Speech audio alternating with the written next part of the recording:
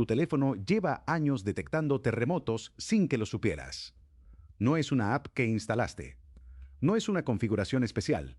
Es algo que Google construyó dentro del propio sistema Android. Y en junio de 2026 alertó a miles de venezolanos antes de que el suelo se moviera. Mientras esas personas sentían el temblor, otras ya habían recibido la advertencia en la palma de su mano y habían buscado refugio. Eso no ocurrió por casualidad. Ocurrió porque hay un sistema de ingeniería funcionando silenciosamente dentro de casi todos los teléfonos Android del mundo, sin que la mayoría de sus usuarios tenga la menor idea de que existe. Hoy vamos a desmontar este sistema pieza por pieza.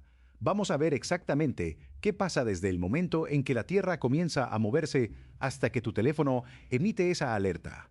Vamos a ver los números reales de cuántos eventos ha detectado, cuántas personas ha protegido y por qué los investigadores lo consideran uno de los avances más significativos en seguridad sísmica de las últimas décadas. Vamos a hablar de física de ondas, de redes distribuidas de sensores, de privacidad de datos y de comportamiento humano bajo presión. También vamos a ver cómo se compara con las redes tradicionales de monitoreo sísmico y qué limitaciones todavía tiene. Y los números que vamos a encontrar en el camino van a sorprenderte. Para entender la escala de lo que estamos hablando, necesitamos un número: 2.500 millones.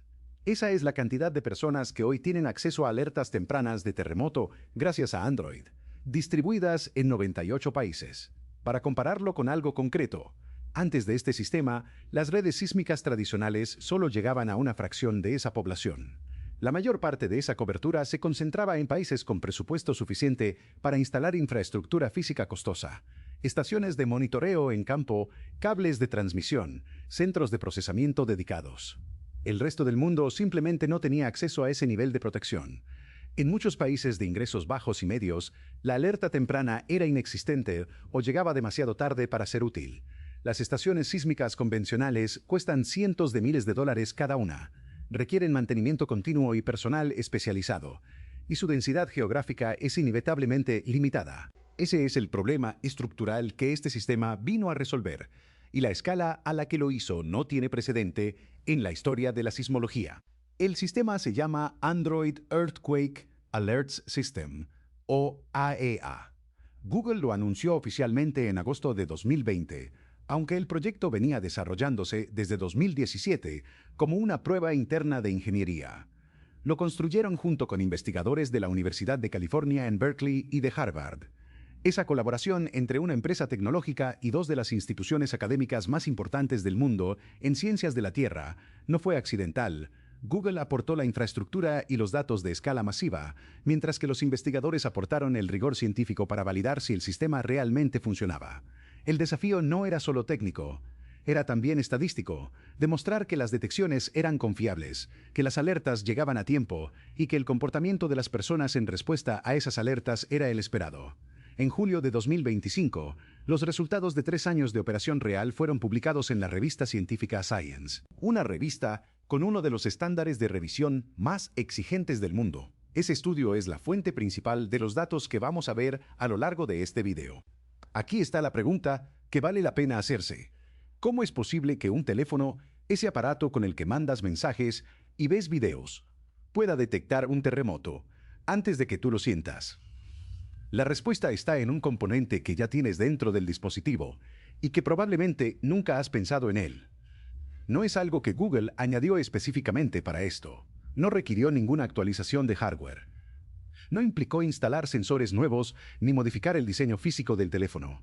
Es un sensor que lleva años ahí, integrado desde fábrica en prácticamente todos los teléfonos inteligentes modernos, haciendo otra cosa completamente distinta y que resultó ser exactamente lo que se necesitaba para construir la red de detección sísmica más grande de la historia.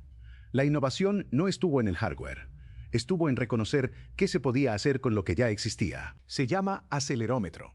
Es el mismo sensor que hace que la pantalla de tu teléfono gire cuando volteas el dispositivo. También es el que cuenta tus pasos cuando usas una app de salud y el que detecta si tu teléfono ha caído para proteger el disco duro. Mide aceleraciones en 3 ejes, hacia arriba y abajo, hacia los lados, hacia adelante y atrás. Cuando estás quieto en un escritorio, ese sensor registra casi cero movimiento.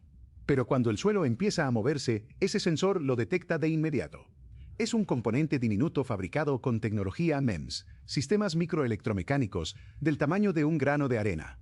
Dentro de ese componente hay estructuras mecánicas microscópicas que se desplazan cuando el dispositivo acelera. Y ese desplazamiento genera una señal eléctrica medible. El sensor no fue diseñado para detectar terremotos. Fue diseñado para detectar orientación y movimiento cotidiano. Pero la física no distingue entre las dos cosas. Una aceleración es una aceleración, independientemente de si viene de tu muñeca al girar el teléfono o del suelo bajo tus pies. Ahora viene la parte más interesante. Los terremotos no emiten un solo tipo de onda. Primero llegan las ondas P, las ondas primarias. Se mueven rápido, a varios kilómetros por segundo, y viajan comprimiendo y expandiendo el material por donde pasan, como cuando empujas un resorte. Son relativamente suaves en cuanto a destrucción, pero son las primeras en llegar. Son las que hacen que el suelo vibre levemente antes de que sientas nada. Unos segundos después llegan las ondas secundarias. Estas se mueven de lado a lado, perpendiculares a la dirección de propagación. Son más lentas que las ondas P, pero son las destructivas. Las que tumban edificios, colapsan estructuras y generan el movimiento violento que asociamos con un terremoto fuerte. La velocidad de las ondas P puede estar entre 5 y 8 kilómetros por segundo, dependiendo del tipo de roca. Las ondas S viajan a aproximadamente el 60% de esa velocidad. Entre las ondas P y las ondas S hay una ventana de tiempo, pequeña pero real. En un evento a 50 kilómetros del epicentro, esa ventana puede ser de 15 a 20 segundos. En zonas más alejadas, puede extenderse hasta un minuto. El sistema Android detecta las ondas P. Esa ventana de tiempo entre las ondas P y las ondas S es exactamente lo que el sistema aprovecha para enviarte la alerta antes de que la sacudida fuerte llegue. No es magia, es física aplicada con precisión de ingeniería. Y esa diferencia de segundos puede ser la diferencia entre ponerte a cubierto bajo una mesa, alejarte de una ventana o detener un vehículo en movimiento y no tener ninguna oportunidad de reaccionar. Cuanto más lejos estás del epicentro, mayor es esa ventana. Eso significa que las personas en zonas alejadas del origen del sismo tienen más tiempo para reaccionar. Es una relación directa, más distancia al epicentro equivale a más segundos de advertencia útil, aunque la intensidad del terremoto que esas personas van a sentir también sea menor. Las personas más cercanas al epicentro, donde el daño potencial es mayor, son también las que tienen menos tiempo de aviso. Ese es el límite físico fundamental del sistema, y no hay forma de superarlo. La información viaja a la velocidad de la luz por la red, pero las ondas sísmicas ya llevan ventaja desde el momento en que el sismo comienza. Pero hay un problema enorme con esta idea. Un teléfono puede detectar una vibración por 1000 razones distintas. Un camión que pasa por la calle, alguien que golpea la mesa, una perforadora en la obra de al lado, un niño corriendo en el piso de arriba, o simplemente ruido electrónico del propio sensor.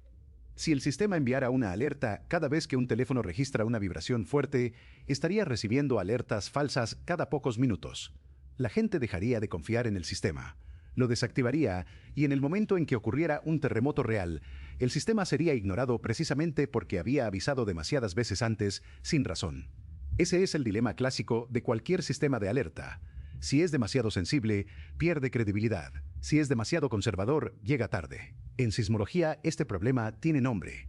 Se llama el balance entre sensibilidad y especificidad. Maximizar uno inevitablemente compromete al otro. Entonces, ¿cómo distingue el sistema un terremoto real de todo ese ruido cotidiano? La respuesta está en la escala. Cuando un solo teléfono detecta una vibración sospechosa, envía una señal anónima a un servidor central de Google. Ese servidor no hace nada con una sola señal, ni con 10 ni con 50.